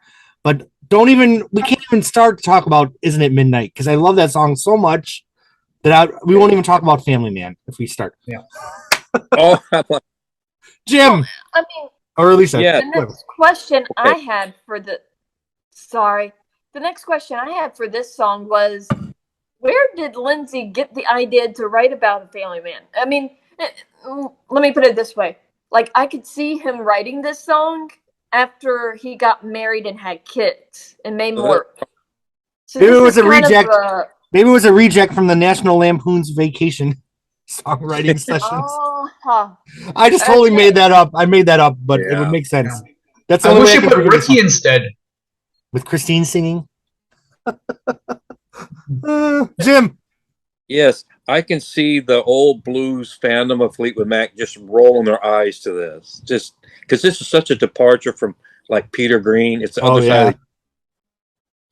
And Lindsey stated that this song was kind of like getting back to his immediate family, not the family he had later. And it's kind of like it's a precursor. Well, he, went off and started his own family. That's what I heard in an interview at one time. Okay. He did all the vocals. He did that tweaking and made it sound like Stevie is doing. I mean, some of that stuff at the end, the breakdown. It's Lindsey. It broke down all right.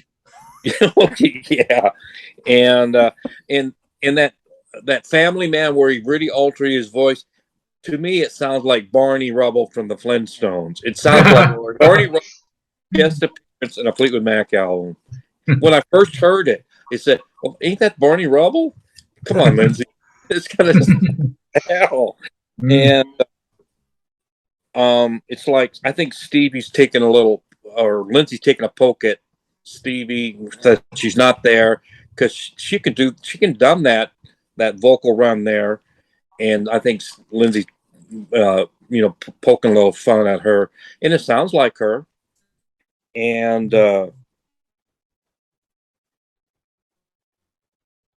okay, I wrote here, this is what happens when you forfeit, like Stevie did that tweaked the vocal and made it sound like Stevie. It's kind of like, well, this was happening when you forfeit, and Stevie, what probably would have been interesting, probably would have been really added to it. It has good guitar work. Yeah, so it does. It's really a departure from like the legacy of this group. Although that acoustic guitar solo at the end does remind me of a bit of a Bob Welch feel. Now that I think about it, the do do do do. I got to mention that picture of the band on the back of the CD is very Tuskish Fleetwood Mac. I feel like. Yeah, there's a whole series of them. If you look at the deluxe one, I think there's at least 4 different shots of that. Stevie actually showed up for a photo session for this album. And they look very chummy, Stevie and Lindsey, in those photos. Well, I give Family Man a sideways. I don't give it a thumbs down. What do you guys give it? Down. I hate it. I skipped to the next one. All right, well, next. I remember looking at the track list when I bought the vinyl, because I was still doing vinyl when this came out. I was 12 years old, collecting vinyl. And I'm like, welcome to the room, Sarah. It's so weird that she has another song with Sarah in the title. When I was a kid, I had no idea what the hell the song's about. And then, now that we have the internet, we know it's about her going to the rehab. She checked herself into the Betty Ford clinic under the name Sarah. So when they welcomed her into the groups, they're saying, welcome to the room, Sarah, because that was her pseudonym in the rehab. And I love, my favorite part of the song is the last line. It was her management company, Frontline, that made her check into the rehab. And at the fade out, she's like, Frontline, baby. And the never forgotten words of another one of your friends. So she's like ripping on her management. I remember during my punk rock days, I lived in this punk house in a closet, which is ironic. I put a little mattress in the closet, and everyone in the house got in a fight, and all these glasses were broken, and I wasn't involved. But I'm like, I'm just going to go up to my little room, and I just remember listening to Welcome to the Room, Sarah. I'm like, let me just listen to Welcome to the Room, Sarah. So that has nothing to do with the discussion, but it's interesting the memories that songs come up with. This song's weird, but I love it. I love it. It's not home, and it's not Terra. In fact, this is a dream, right? Right. Deja vu. The production is very lush. I like to say that. The production is very good. Musically. Yeah. The lyrics are, like Jeremy said. I mean, what is she talking about? And it's very obscure. Only Stevie would know. You had to make guesses about what she's saying. Up your phone. It's all right, Alicia. It sounds like you had something to jump in. The first time I heard this song, I wasn't impressed. This is one of those growers in the Stevie canon. I think it has a lot to do with the fact that it's just different from what she's known for. It doesn't have the doves and all the different birds. Her symbolism is different. I mean, you have the missionaries and Tara's from Gone with the Wind, right? Wasn't that the plantation? Yeah, Scarlet and Tara is Gone with the Wind. So, I mean,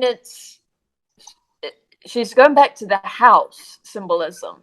And from Blue Lamp? Yeah. And is it this one? I think it's this one where it connects. It has the same lyrics with Blue Lamp? Blue Lamp, yes. Downstairs where the big old house is mine, upstairs where the stars laugh and shine, right? I love that. I love that. So it makes you almost wonder if she's saying she kind of knew that this was going to happen at some point. This is when the stars are crying. Or this was kind of helping her through. So I thought that was interesting. I also liked, and I thought Lindsey coming in as the background vocalist. Yes. First cut is the deepest. But the second one, that's good. My God. Oh, that's nice. Yeah, that's part. I'm getting emotional talking about this song. I fucking love this song. I'm sorry. Go ahead, But I Alicia. think that I thought that really accentuated this song. It was almost it really added something, and I thought those lyrics were really interesting because she goes, the first cut is the deepest one of all, and the second one, well, it's a worthless thing, so take it all the way back home. And I thought that was interesting because most people just talk about the first cut and never. Right. This is a So- deep song. What you know what it's about? You know what line is giving me the chills right now when I think about it is you can take all the credit because you know when people put you in rehab, like you can take all the credit. You say everything's fine, baby, but sometimes at night, like, and how many people do like all my life? I'm telling people like I'm fine, but then sometimes at night, you know. So like, oh, that speaks to me so deeply because I know I have my 3 a.m. moments that are not nearly as shiny as my 3 p.m. moments. So, you know what I mean? It just hits you. Like this song to me, I love Welcome to the Room, Sarah. I know it's a hot mess, 80s TV Klonopin, but it's just deep. I don't know. It touches me. I like the demo, but I love the album version. Even those kind of tribally drums they have once again from like, you know, kind of like Caroline. Well, I think that also kind of helps because this is almost kind of like a tribal, almost get that survivalistic animal side of you to come out to survive. Right. I mean, and this is when you really dig into this song, it is quite a lot to discuss. But that first time listening, it's like WTF. Like, what the hell is this shit? Yeah. Like, welcome to the choir, sir. Oh my God. I think this is one of her deepest songs in a way. And I feel like I'm gonna get some bounce back in the comments and stuff, but this song and another song I love that maybe we should talk about is No Questions Asked from the Greatest Hits. We can talk about that later. Oh, I like that song. But that's another song like I love some of these late 80s Stevie Nicks songs. Love them. Well, they're my favorites. Some of my favorites. Well, I think she was kind of going through, they're kind of like storms. And what I mean by that is she's doing some really digging and retrospective. And you can tell she's having to reconcile some things now that she's not as high as a kite. She's having to make peace with, for the first time, all the kind of crazy stuff she was doing that maybe she wasn't really realizing she was doing. I think this is the little window between, you know, when she got off the cocaine and when the Klonopin really started kicking in. So I think she had this little moment of clarity, and you can hear it in this song. You know, this is some deep shit. And even though it's wrapped in 80s production, I'm here for that too, because I love the 80s. So give me Stevie Nicks with the drum machine. Not a problem. Not a fucking problem. And you think about it, this song kind of is the song that would kind of connect with the other side of the mirror. Yes, which we love. Like, I love Other Side of the Mirror. So, I mean, and I'm not really great with the Other Side of the Mirror, but it has a lot to do with that whole album, she's talking about what she'd been through for the last 4 or 5 years. I mean, that's a deep album. And it's a dark album too, because she's Escape from Berlin. Jesus. Yeah, she's kind of hiding, but she's really pointing fingers and calling people out. And I feel like Escape to Berlin is where the story picks up after Welcome to the Room, Sarah. Because, you know, she's in the rehab, but then she's talking about her addiction. And I don't know, people might write off late 80s Stevie Nicks, Fleetwood Mac, but Chrissy McVie was at her best here. Stevie Nicks was underneath it all. You can find some treasures in here. And Lindsey was also doing some A-game stuff. Jim. Yes. I wrote down here, it's a vague portrayal of Stevie while in rehab and her breakup with Lindsey and then Mick.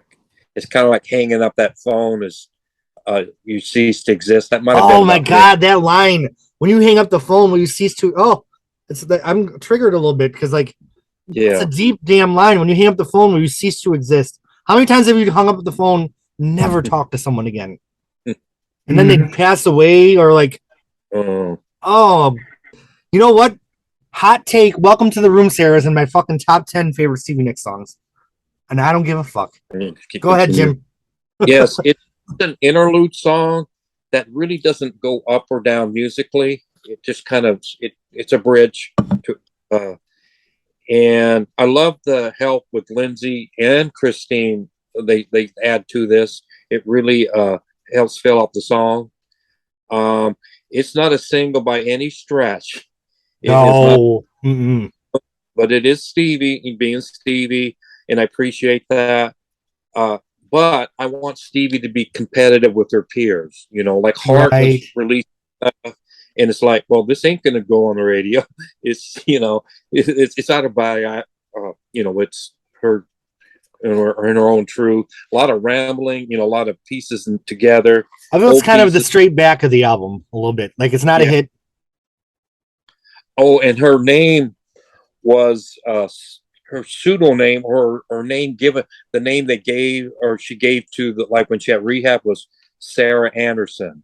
Oh yeah, after Robin. Yeah, her ex-husband. Yeah, Anderson comes from when she was married to I can't remember his first name. Kim? Was it Kim? Yeah, Kim Anderson. Yeah. I mean, that was probably she goes to a hotel, she would probably use that name, and she used that there at Bedford, so that kind of ties in the whole thing. The production is very lush, but I had to say I got a better appreciation for the song after I read the interviews and understood what she was saying. But you buy the record, it's like Tara, and it's not home. Like, where are you? What is the song about? It's very personal to her, and unless you sat down with her, you don't understand the song. Maybe that's good, maybe that's bad. But I do have a better appreciation. Oh, she was in rehab and so forth and so forth, and her record company, and she's telling them F off, for putting me in rehab or intervention. That was Stevie stated that for the cocaine addiction, that was her call. But there was it's almost like she decided she was going to go, and then I think there was an intervention coming. Maybe she got ahead of the intervention, like family and everything was going to say, "You got to go." Yeah, and I think she.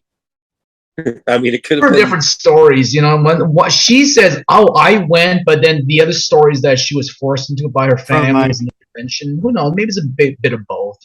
People tell it from their sides, and it's true both ways. The only way you get over addiction is it's got to be the person that's got the problem, and she did that twice, and she's still kicking it. All right, well, welcome to the room, Sarah. I gave it 2 thumbs up, and you know what? Maybe it's not my top 10 favorite Stevie songs, but maybe top 20. I might be being over enthusiastic because I'm emotional. Speaking of great songs, though, we have. Oh, does anyone else have anything to say before we move on? Okay.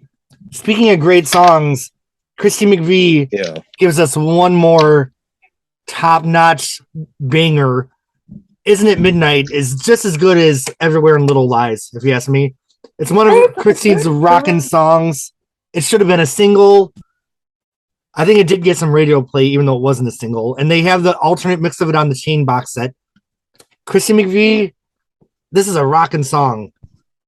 It's so haunting, too. It's so haunting, so Fleetwood Mac. Oh, my God. I'm freaking out because I love it so much. What do you guys think of Isn't It Midnight? It goes down well live. Oh, yes. Oh, man. Now I have to go find that. Sorry. Alicia, what do you think of this one? I was surprised.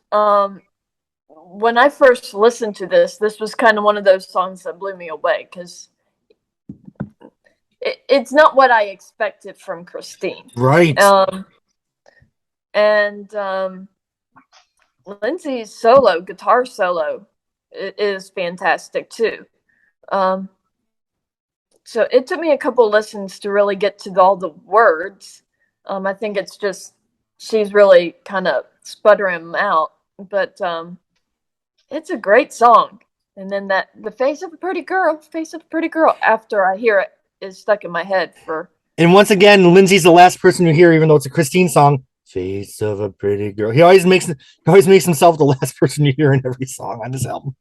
The guitar work is really strong. Of knowing when to cut it off when they're putting all the songs together, or something like that. I don't know. I'm just wondering. There has to be a reason for it. It doesn't bother me. I love it. I love everything about this album. Christine McVie, I remember the first time I heard this album in 1987. The first time I heard the song, I was like, holy shit, this is so different for Christine. I wish it would have been a single because I think it would have been a big hit. I really do. But I don't think they wanted to give her 3 big hits off the same album, probably. Why couldn't they not have done Tango then? Because that was a good song. That's a good song. Instead of Family Man.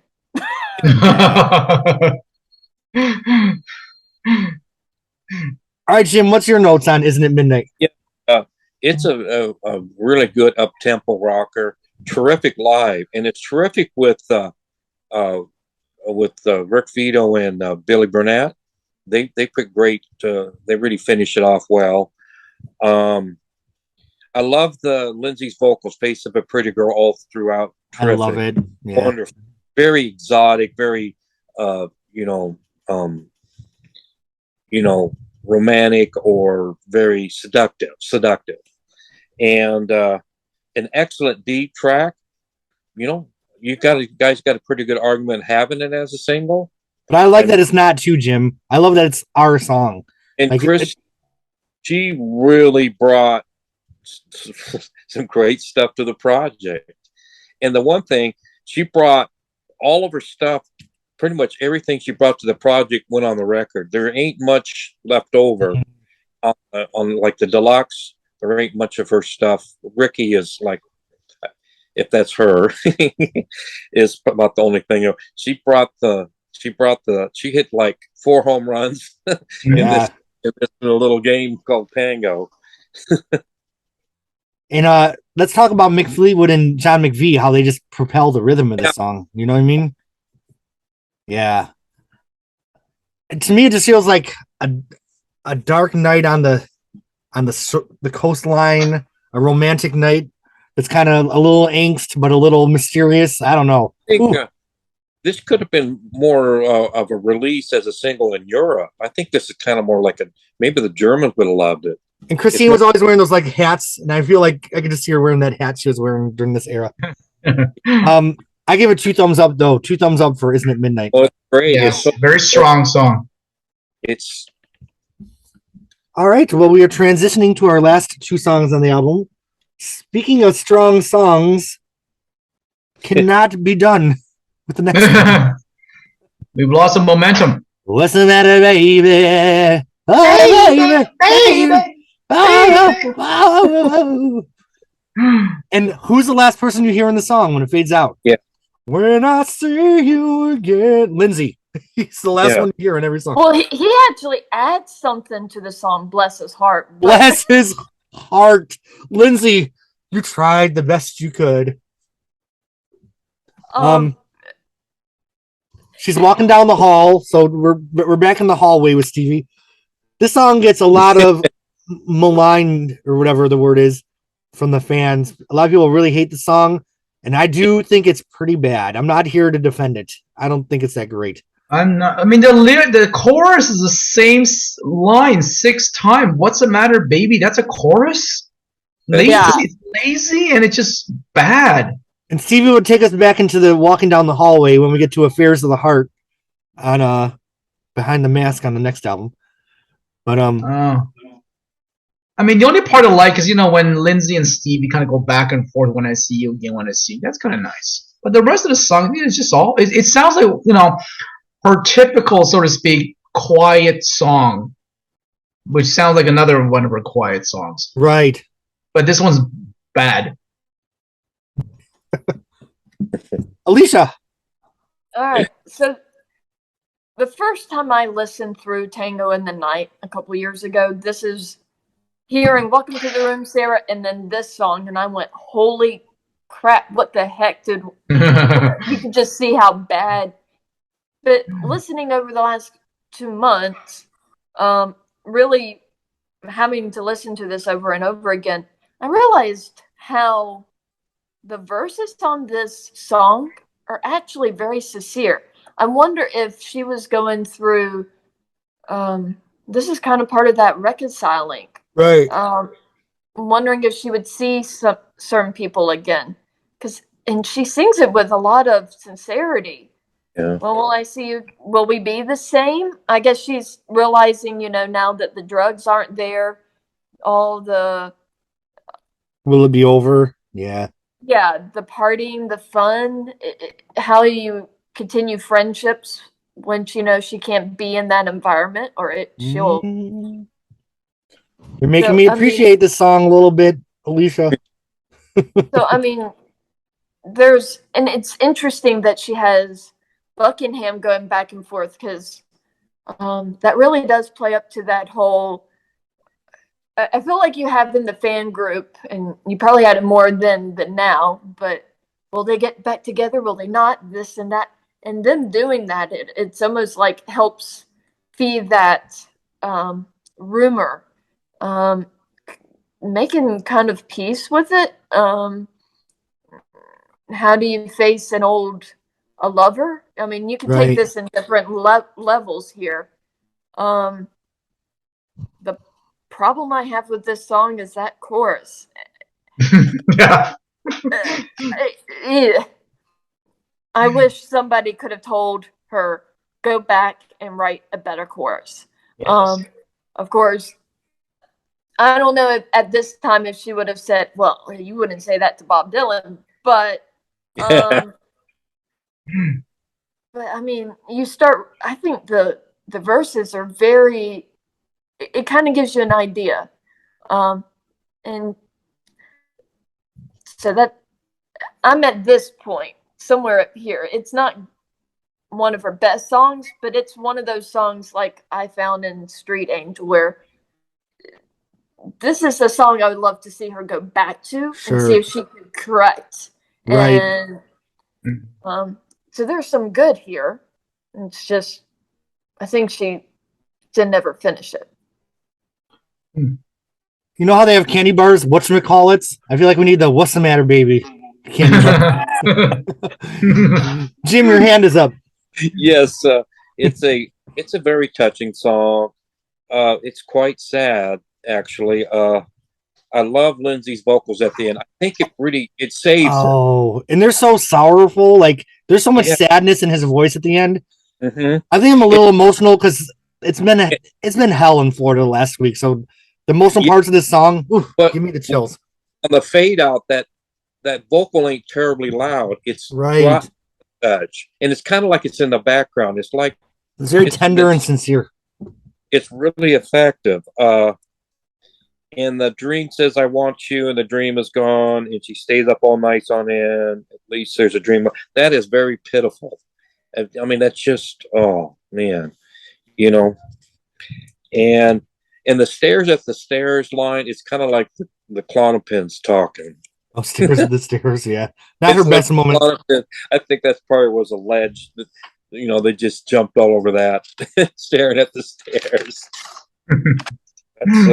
I mean, it's of us that era, Stevie. I mean, it was pretty tough, and you kind of want the hit songs and something that makes her popular, but this is another one of those that is not going to really be for the public in general.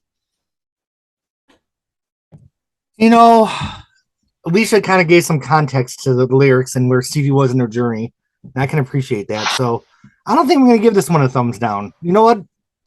I'm feeling generous tonight. I'm going to give it a thumbs up, despite the What's the Matter, Baby.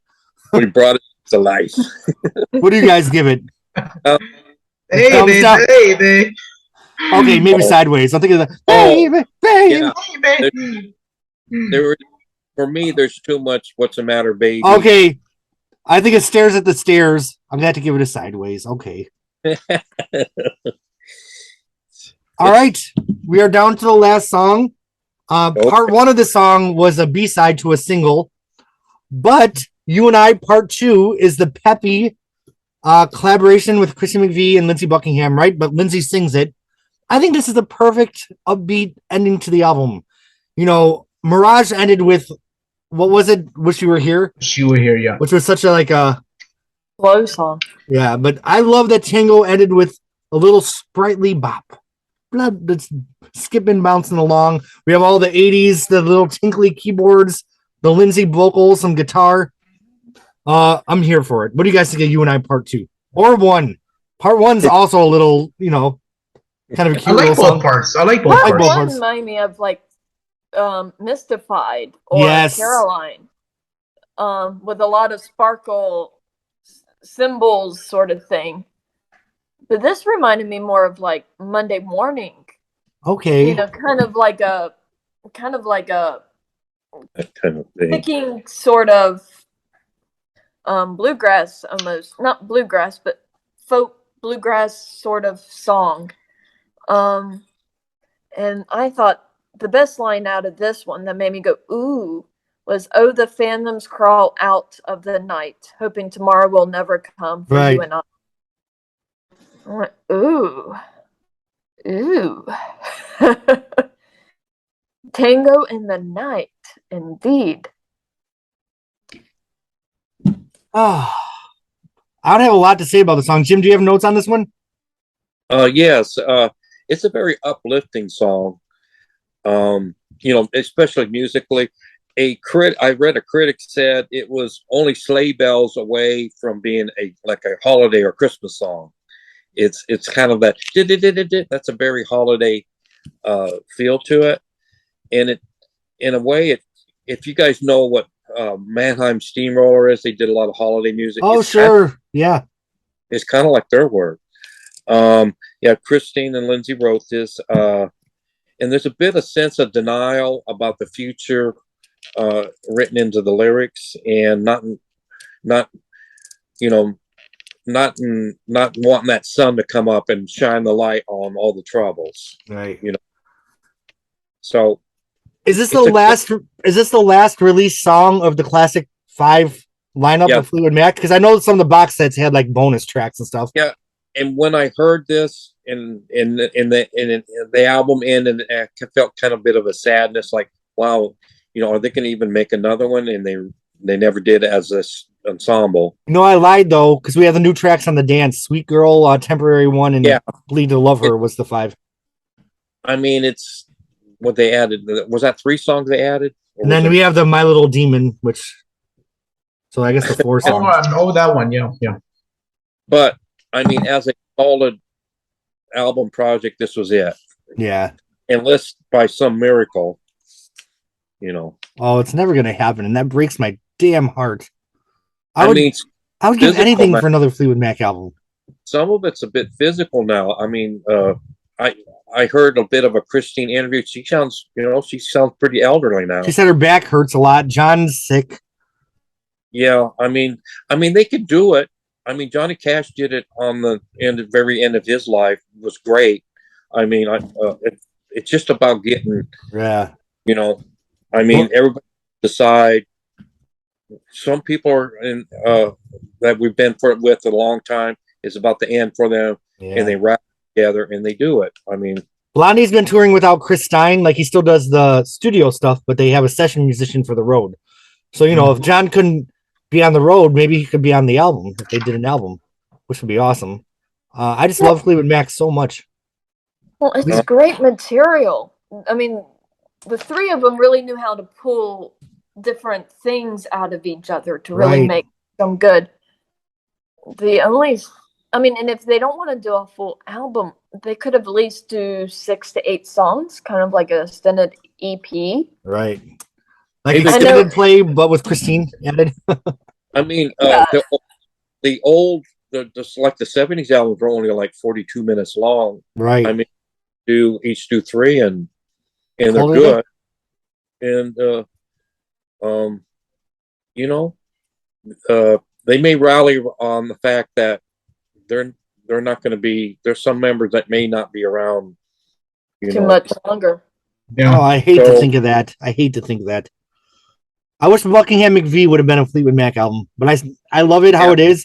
But damn it, Stevie, why couldn't you just shown up with 3 songs? Yeah. She could have just sent in old songs if she didn't have anything new, and then they worked on magic. She doesn't really need to be there. Put Joan of Arc on there. No. Because what came first, Buckingham McVie or 24 Karat Gold? 24 Karat Gold came first, because that was 2014, right? Yeah. Oh, I think so. Yes. She Yeah. could have done 3 more vault tracks for the Buckingham McVie, but I guess we'll talk about that later in the future. I have any other further thoughts on you and I give it a thumbs up. Yeah. Yeah, sure. It's a good like puts a lid on it. It's capstone. You know, and they're building a capstone. Mm-hmm. So things would get interesting from here. After this release, they would tour, but with Rick Vito and Billy Burnett. Lindsey quit the band. They did a greatest hits album. Stevie did Other Side of the Mirror, and then they did Behind the Mask. So our next podcast, I think we should talk about the new songs from the greatest hits, and then Behind the Mask, because they kind of all go together. Same era. So what do you guys give Tango in the Night, Fleetwood Mac, on a scale of 1 to 10? Roland, you go first. 8 because I'm taking off 2 points for What's the Matter, Baby, and Family Man. 8. How about you, Jim? Like a 9.4. It's 9.4. Pretty good. I mean, it did so well. It All right. did well worldwide. Alicia. I really like this record. I know Mirage, I like panned it, and so I'm like swinging the other way completely. This is a really good record, all in all. I'm not super fond of Family Man, and Will I See You Again isn't exactly Storms. Yeah, no, it's not Storms. Mm-hmm. But I mean, the rest of the record is solid. It really is. I enjoyed listening to this record front to back to front the last 2 months. But this has been in my car for the last 2 months, nothing else until last week. Wow. Good. I'm so glad we got to meet tonight and talk about it. Okay. So what's the Alicia rating? I would give it a 9 out of 10. I mean, I really enjoyed this record. You know what? I think I'm going to follow your lead. I give it a 9 out of 10 also. I don't think it's the most groundbreaking thing in the world like Tusk was. It's not the perfect studio craft of the White Album and Rumors, but for transitioning to the 80s and Christy McVie's home run after home run. Oh, yeah. Yeah, it's definitely a strong 9, maybe even a 9.5. I mean, it's almost a masterpiece in my opinion. And I mean, Lindsey gave some really good songs, Big Love and Tango. Mm-hmm. Lindsey's vocal at the end of When I See You Again is so sad. Oh my God. There's so many highlights to this album. So, I mean, it's a really decent record. And I know a lot of the alt demos and stuff off of this too. I didn't listen to it as much as I did the first disc, but he had some good little side songs. Yeah. Didn't we forget Down Endless Street? Was that from this album as a B-side? Yes. Mm-hmm. Oh, that's a good song. I like that. That's a good song, yep. They had a lot of good material for this era. Yeah. I really like Special Kind of Love. That one stuck out to me. Oh, yeah. That was good. And then Where We Belong, him and Christine going back and forth with that one. I thought that was one that made my little ears perk up. That stood out. They did a good job on the Fleetwood Mac expanded editions. I'd like to see a Behind the Mask one. That's the only thing they have left. A lot of people are asking on the YouTube channel. I've been getting emails. Are you guys going to do a discussion of time?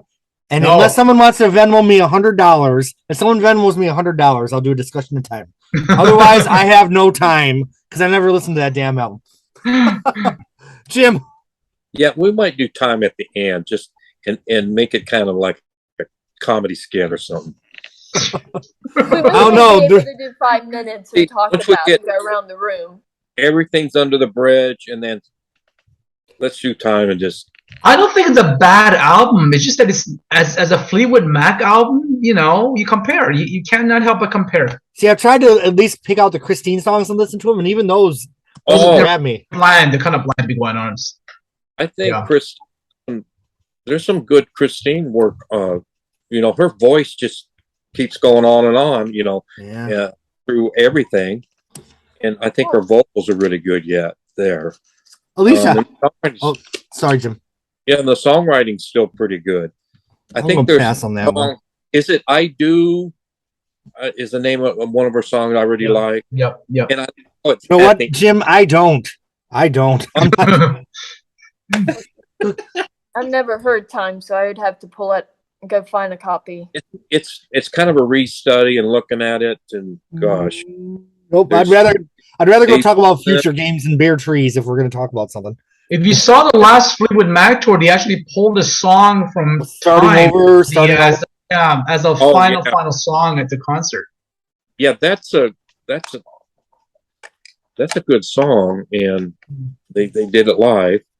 It was cool to have Stevie singing on his Time track of all things. Well, I'm going to pause. Let's chat for a second after I pause. But thank you to everyone that watches these, Patreon, the subscribers, and thank you to my friends here for spending time of your life talking about What's the Matter, Baby. Who else could I do this with? Nathan and Steven, we missed you. We'll be back with Behind the Mask in the future. Bye. Love y'all.